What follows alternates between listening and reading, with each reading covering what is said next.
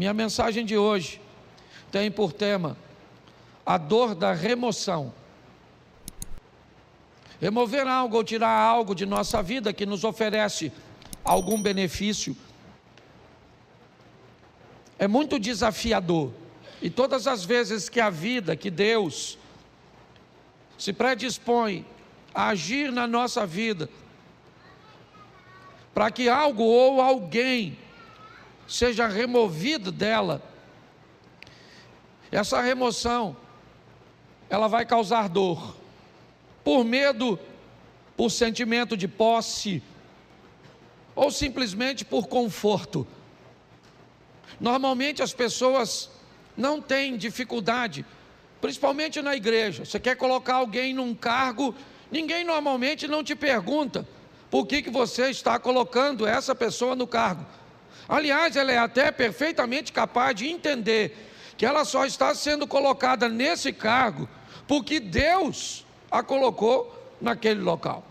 Mas se você precisar remover essa pessoa do cargo, normalmente ela quer uma série de informações, de justificativas para cujas quais ela está sendo removida, retirada de uma função, porque na maioria das vezes, quando algo precisa ser retirado da nossa vida, essa remoção, ela vai nos trazer algum desconforto, alguma dor. Porém, nós precisamos entender que depois que sai da nossa vida aquilo que tem que sair, só então estaremos prontos para avançar para a próxima fase. Quando nós somos capazes de entender isso, fica mais suave, menos doloroso ver pessoas partirem, ver empregos ficarem para trás, ver situações cujas quais achávamos vantajosas, expressivas e significativas partirem. Às vezes sequer elas ficam por muito tempo, porque não é o nosso destino, é apenas uma fase da nossa vida. A Bíblia inúmeras vezes nos dá exemplos sobre isso. Quando nós vemos a história da mulher de Ló, o que ela tem? Ela tem um apego àquilo que está ficando para trás. Ela está sendo arrancada, removida de sua casa, de seus pertences. Ela só está saindo basicamente com a roupa do corpo. Então a dor dessa remoção, o apego àquilo que ela está deixando para trás, faz com que ela olhe para trás, mesmo diante de uma ordenança de cuja qual ela não deveria fazer isso, ela faz desobedecendo, e sabe o que acontece? Ela não tem mais futuro, ela é paralisada por aquilo. Aquela é uma situação que a paralisa. Mas pastor, muitas vezes nós precisamos retornar, precisamos dar uma olhada, sim, mas não precisa ser num looping onde você retorna onde estava. O movimento pode parecer o mesmo, nós podemos fazer isso numa espiral, onde você volta ao mesmo lugar que estava antes, somente não é na mesma altura.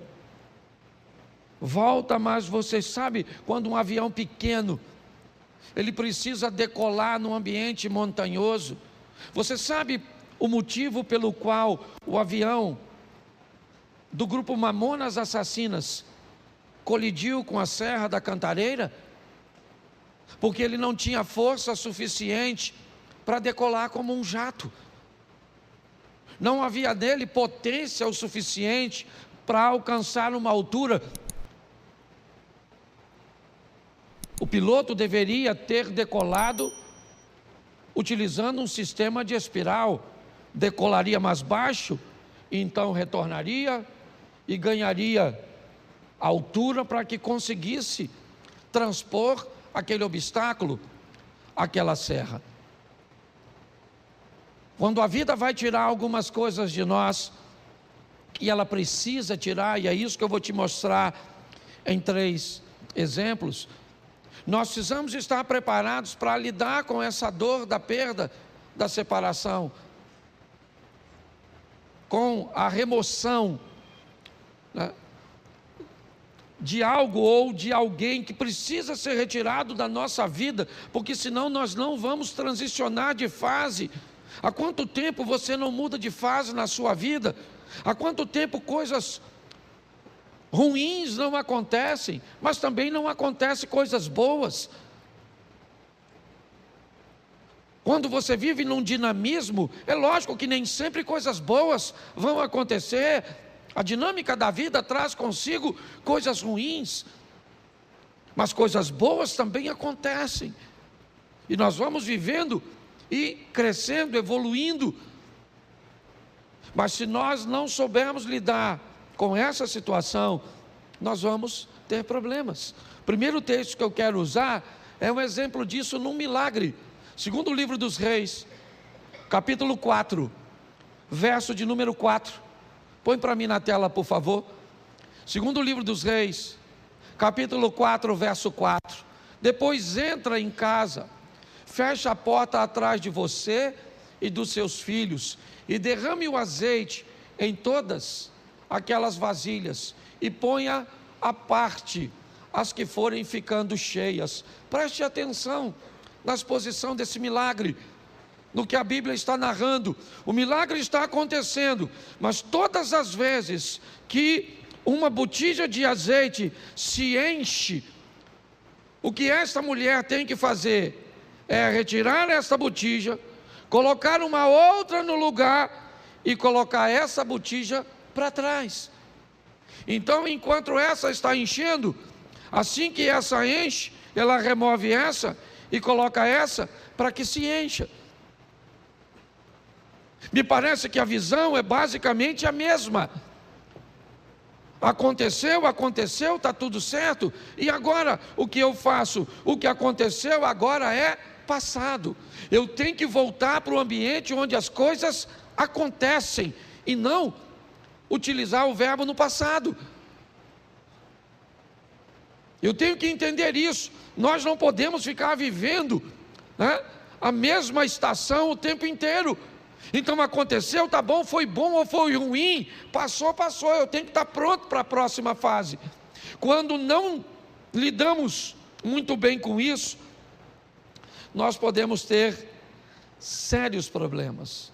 E o primeiro é o pai da fé, Abraão. Presta atenção nesse texto aqui, coloca Gênesis 13, verso 14. Gênesis 13, 14, dá uma olhada. 14, por favor, e não 4. Isso. O Senhor diz a Abrão, depois que Ló separou dele, ou se separou dele: olha para mim.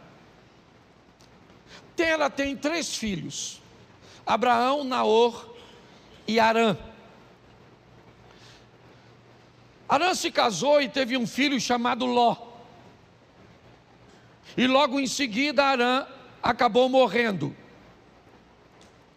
Tera deixa Naor em Ur e sai com Abrão, com Ló, com Sarai, a esposa de Abraão, em direção a Canaã. Mas eles fazem uma parada em Harã e permanecem ali um tempo. Ali, o pai de Abraão, Tera, acaba morrendo. O que Abraão tem agora é apenas seu sobrinho Ló. É apenas um sobrinho. Ele não está mais em Ur, não. O texto é claro. Todos os restantes, né, ou as pessoas restantes, acabam ficando em Ur. O único que está caminhando com Abraão é Ló. Quando Deus aparece a Abraão e diz: Abraão, sai da sua terra e da sua parentela, ele não está em Ur, ele está em Harã. Note bem, a terra dele não era Harã, a terra era Ur. Mas Deus está dizendo para ele, se ele está ali, naquele momento, aquela terra é a terra dele. Deus está dizendo para ele, ó, essa terra onde você está vivendo, ela é sua no momento. Ela é o lugar que você está. Ele já saiu, é verdade, de Ur. Seu destino era Canaã, mas seu pai parou em Harã, por motivo cujos quais eu desconheço, e acabou morrendo ali. E o que sobra para Abrão? Sobra Ló. Quando Deus diz, sai da sua terra e da tua parentela, a terra é Harã, e a parentela é Ló. Apenas um parente. E apenas uma solicitação de remoção que Abraão me parece que tem dificuldade de fazer. Por quê? Porque Ló era órfão, provavelmente. Porque a terra cuja qual ele está agora não é Ur, não é um ambiente de Ló, talvez. Mas o grande problema é a orientação e a ordem que Deus está dando a Abraão. Deixa, está na hora de Ló sair de sua vida, porque só tinha ele, então não tinha outro. Note que é apenas uma coisa, e apenas uma pessoa, mas olha o estrago, o atraso, o prejuízo, que desobedecer uma orientação do Altíssimo pode trazer para a trajetória de uma vida. Por que Abraão provavelmente tem medo, insegurança de deixar Ló para trás? Porque se ele deixa Ló, o argumento dele vai se solidificar em Eliezer, o Damasceno. Já que ele não pode ter filho, pelo menos que ele deixe sua herança para um sobrinho, que ele o adotou. Pelo menos é alguém de seu sangue. Me parece que Abraão está preso nisso. Na hora de remover Ló é muito doloroso. Por quê? Porque ele é a minha segurança no que diz respeito ao futuro. Se não for ele, como é que vai ser? Pois é. Às vezes quando Deus quer remover algumas coisas cujas quais somos apegados demais, sem ela não veríamos uma saída. O que eu vou fazer? Como é que vai ser? É a única coisa que eu tenho, é a única corda que eu tenho para me segurar. E Abraão leva Ló com ele. Ele não consegue se apartar de Ló. E eu confesso a vocês que fora a sensação de ver seu sobrinho enriquecer, Ló não traz mais nenhuma alegria para a vida e ministério de Abraão. Nenhuma. Se você for olhar a história, é só problema, é só dificuldade, é só adversidade. Até que chega um momento que Deus diz: Abraão, não tem mais como. E aí entra o verso, coloca o verso 13 por favor, desse texto. Ora, os homens de Sodoma eram maus e grandes pecadores contra o, verso 14, disse o Senhor a Abraão, depois que Ló se separou, ergue os olhos e olha, desde onde estás, para o norte e para o sul, para o oriente e para o, vamos lá, porque toda essa terra que vês, eu te darei a ti e a tua, preste atenção, isso só acontece depois que Ló vai embora. Olha só, Abraão era rico, sim ou não? Sim. Foi a riqueza e a prosperidade que fez com que os poucos recursos da terra não fossem suficientes para sustentar os dois rebanhos. Há uma briga, um litígio entre os pastores de Ló. Então Abraão Diz a Ló: escolhe para onde você vai, escolhe. Decida para onde você quer ir. Note que Abraão não está preocupado com a direção, ele está preocupado com a companhia. Enquanto Ló caminha para Sodoma e Gomorra, lembra o verso 13? O que tinha lá? Homens que viviam em grandes pecados. Abraão não. O caminho de Abraão era outro. A rota de Abraão era outra. Abraão estava disposto a andar com Deus. Era isso. Quando olhamos essa história, o que descobrimos? Que o pai da fé estava apegado e tinha dificuldade de se libertar de coisas, e aqui, de laços familiares. Entenda o que eu vou falar agora.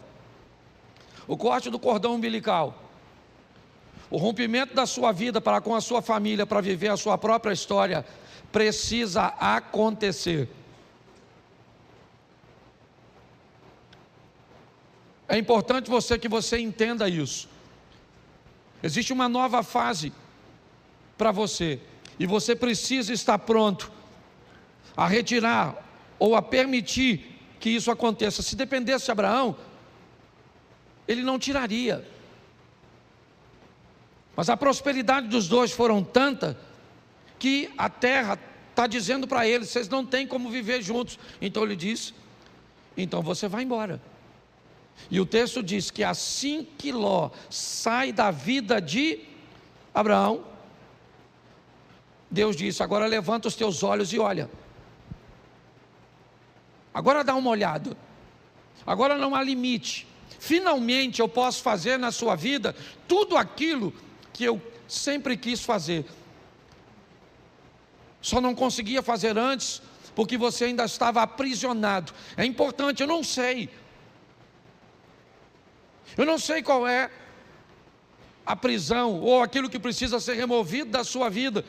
Eu sei que tem coisas, e principalmente quando o assunto são questões familiares, principalmente, é romper com uma mãe para dar um outro nível para o casamento.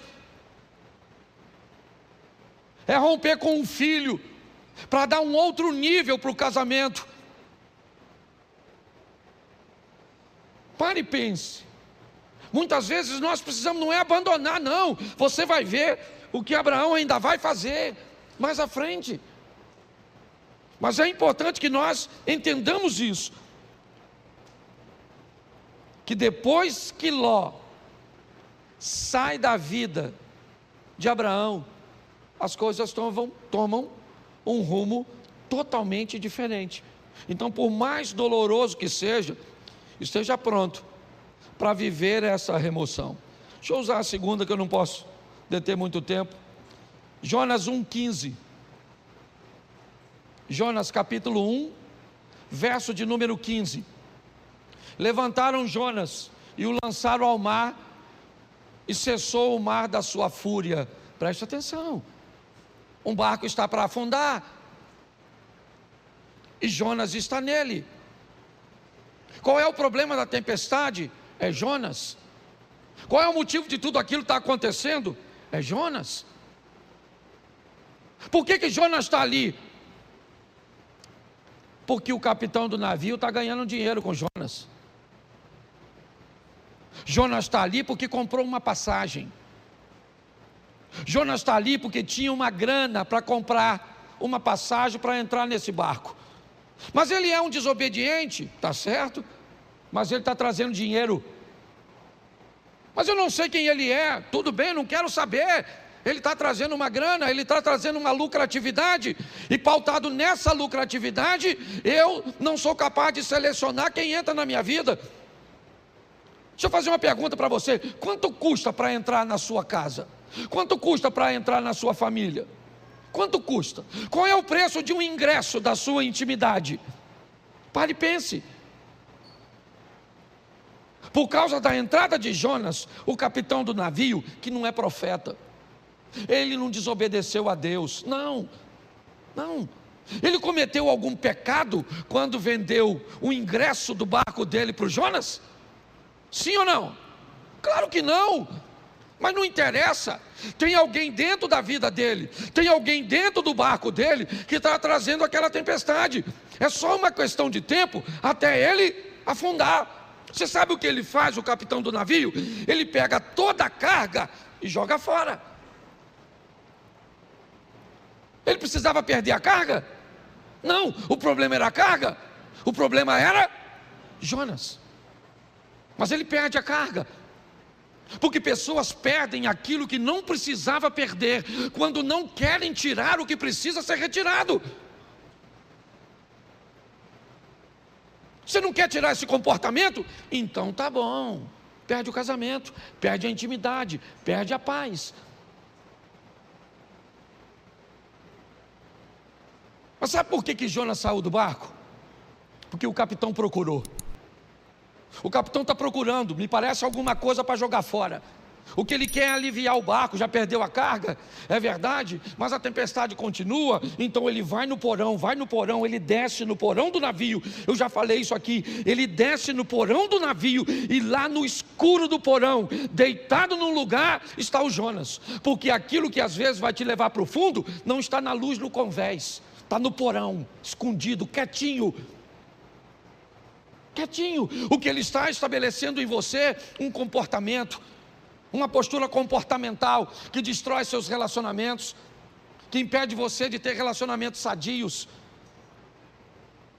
Mas quando ele procura, a Bíblia diz: aquele que pede recebe, aquele que busca, acha.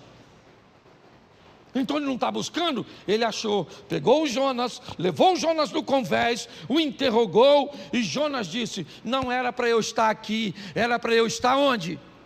Em Nínive, cumprindo a minha missão. Mas eu desci a Jope, peguei, certo? Comprei um ingresso, uma passagem, entrei no seu barco para ir para Tarsis, para a Espanha.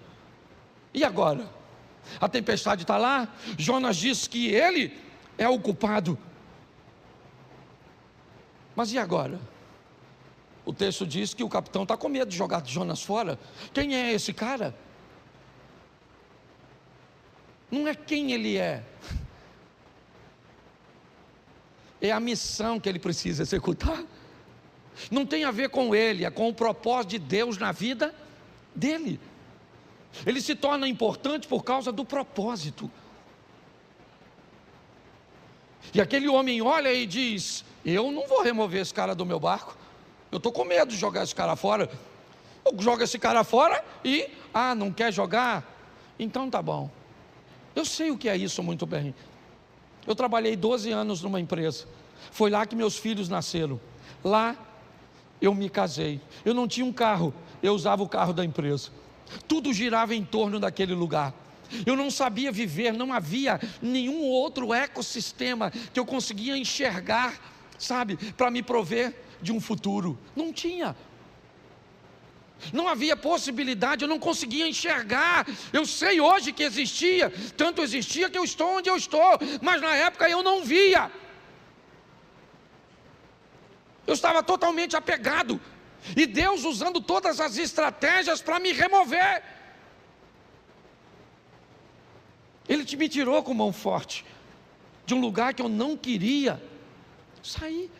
Eu não estava vivendo em pecado, não, eu só não estava onde Deus queria que eu estivesse.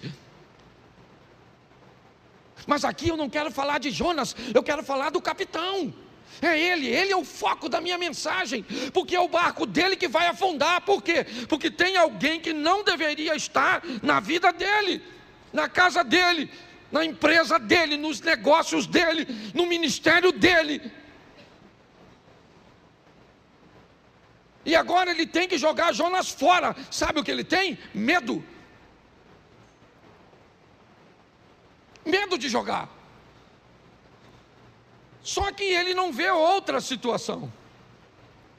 Ele tem que jogar Jonas fora. Verso 15: e levantaram a Jonas e o lançaram e cessou a sua.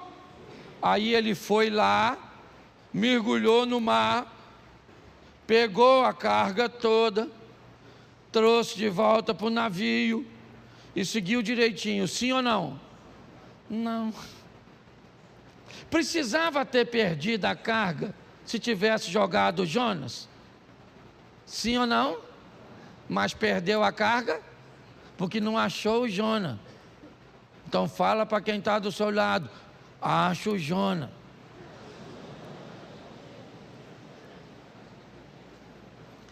Entendeu, querido?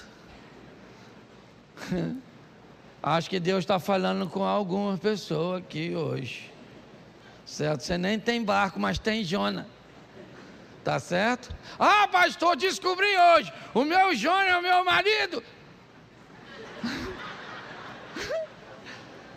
Se Jonas é o seu marido, eu vou te dar uma notícia, dona. Afunda. Porque tem gente, a turma que já está brigando, né? Fala, pastor, nossa, remoção. Nossa, podia sair morto. Mas afogado serve. Você está rindo, mas o assunto é sério. Dá uma olhadinha, gente. Porque eu creio que Deus está falando conosco, amém? O terceiro, Gênesis 37, verso 28. 37, 28 de Gênesis. Isso. E passando os mercadores midianitas, os irmãos de José o alçaram e o tiraram da cisterna e o venderam por 20 ciclos de prata aos ismaelitas. E esses levaram José ao... Preste atenção, quando Deus precisa tirar você de um lugar onde a sua visão é diferente da visão dos outros. Por favor, se você veio para essa igreja, certo, e você não quer se encaixar nessa visão, essa é uma mensagem extraordinária para você.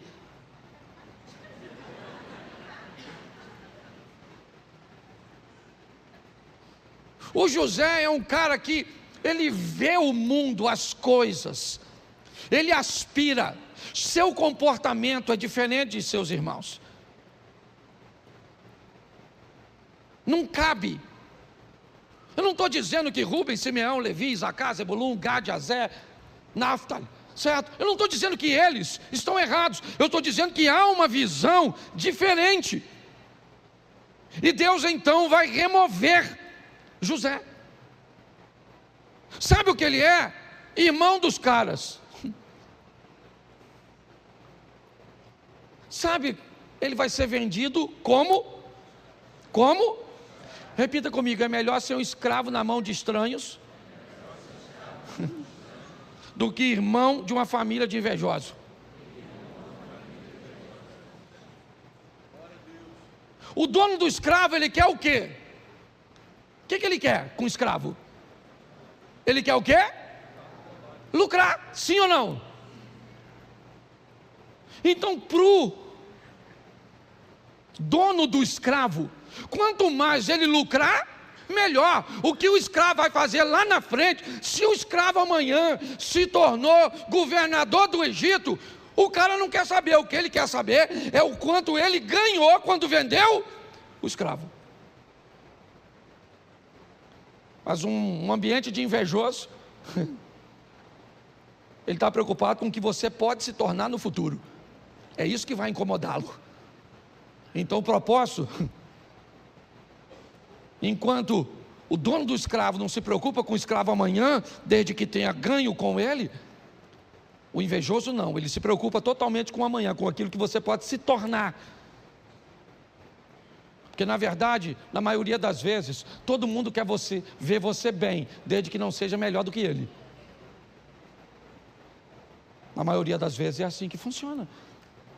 José precisa ser removido daquele lugar.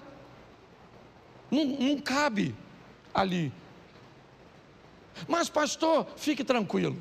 Essa é uma questão de família, e uma família bem organizadinha. Não esqueça que esse cara, ele é bisneto de Abraão, sim ou não? Isso.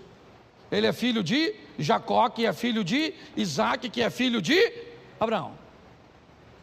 Essa é uma história sensacional no que diz respeito à família. Por quê? Porque José é vendido pelos irmãos aos ismaelitas e vai para o Egito, como nós lemos o texto. No Egito, então, ele se torna governador e depois de anos, seus irmãos vêm morar numa terra que ele conquistou para seus irmãos.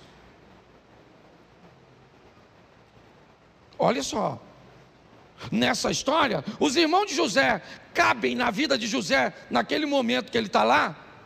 Sim ou não? Não. Mas quando ele migra para o Egito e se torna governador, quem é que vem morar com ele? Os irmãos. Tem gente que não cabe na sua vida hoje, mas vai caber. Tem ambientes que hoje precisa ser retirado de você. Talvez porque você não tem habilidade para lidar com ele. Mas todas as vezes que Deus quer remover isso, ou quer remover algo, alguém da nossa vida, se esse ambiente, se essa pessoa nos traz alguma vantagem, nós vamos ter sérios problemas. Isso aconteceu com Abraão, como eu citei aqui para vocês. Isso aconteceu com aquele homem que teve seu navio ameaçado porque alguém não devia estar lá, e mesmo na hora de remover foi desafiador. E para José também foi difícil ver seus irmãos ficarem para trás e ele ser vendido. Hoje, o que eu entendo aqui para todos nós é que algumas coisas precisam ser retiradas, removidas. Essa palavra veio a mim quando eu ouvi aquela ministração na Slavec, onde aquela ideia de graça que me trouxe até aqui foi ampliada, não diminuída, ampliada. É uma nova fase. É importante que nós venhamos a respeitar o tempo da mudança. É um grande desafio para nós. Eu não sei se você sabe, mas a história de Abraão começa com 75 anos de idade. Isaac nasce, Abraão tem 100 anos. Foram 25 anos depois. Ele teve que vivenciar tudo aquilo. Talvez por isso ele seja chamado o pai da fé. Hoje, muitas vezes, Deus tenta remover coisas tão pequenas. Eu vou falar aqui algo, não vou expor a intimidade de ninguém, mas não sei nem se o casal que eu atendi está aqui, mas não vou citar seu nome de forma nenhuma aqui. Eu estava atendendo agorinha mesmo um casal que corre o risco de se divorciar porque a mulher tem dificuldade de remover o celular, de remover o vocabulário. E se não fizer isso, o casamento acaba. Mas ela tem dificuldade de remover, porque todas as vezes que algo precisa ser retirado, nós temos muita dificuldade. Tenta fazer uma devocional toda manhã. Tenta. E você vai encontrar com diversos obstáculos que você precisa remover. Tenta levantar de manhã, fazer a sua oração, fazer sua leitura bíblica, fazer um período de meditação. Eu não sei de quanto tempo você pode, mas tenta fazer isso. A probabilidade de você não conseguir é muito grande, porque para colocar essas coisas em prática, você vai ter que remover outras coisas que você já faz e que lhe oferece conforto. Tenta orar toda noite com sua esposa, de mãos dadas. Tenta fazer jejum pelo menos 2 ou 3 vezes na semana. Tenta para ver. Pastor, por que é tão difícil? Porque antes de fazer aquilo, você vai precisar remover outras coisas que já estão estabelecidas, que te oferecem vantagens, que te oferecem conforto. Hoje a minha proposta, sabe, é trazer esse entendimento para você. Eu fecho aqui na minha devocional de sexta-feira. Eu vivi uma das maiores experiências, porque hoje não era para eu estar aqui. Hoje era para eu estar envolvido num escândalo e preso, com meu nome passando na mídia. Mas por causa da minha devocional, e eu tenho certeza, uma oração tão simples que eu fiz naquela manhã, me deu condições de chegar no lugar 20 minutos antes e resolver um problema que ia acabar com a minha vida. Você sabe quantos minutos eu orei naquela sexta-feira? Talvez de 5 a 7. Sabe aquela oração que você levanta e entrega o dia? Sabe, Senhor, toma esse dia, toma isso, toma aquilo, oro para o fulano, para o ciclano, aquela coisa. Então eu vou falar uma coisa para vocês. Para ter bons hábitos, nós vamos ter que remover os ruins. E se você achar que não consegue fazer isso, vai continuar com os ruins mesmos.